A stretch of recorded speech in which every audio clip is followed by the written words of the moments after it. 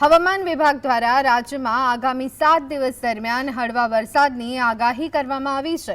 ખાસ કરી દક્ષિણ ગુજરાત, સૌરાષ્ટ્ર અને કચ્છના વિસ્તારોમાં હળવો વરસાદ પડી શકે છે। હાલમાં વાતાવરણમાં દક્ષિણ પશ્ચિમ દિશા તરફથી પવન ફૂંકાઈ રહ્યા હોવાથી આગામી 2 દિવસ સુધી માછીમારોને દરિયો ન ખેડવા માટે ખાસ સૂચના આપવામાં આવી। બીજી તરફ અમદાવાદમાં આગામી દિવસોમાં વાદળછાયું વાતાવરણ રહેવાનું અનુમાન છે।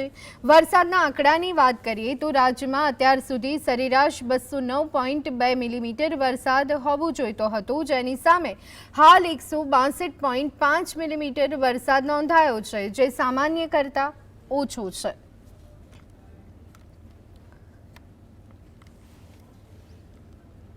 हल्का से मध्यम बरसात का संभावना रहेगा।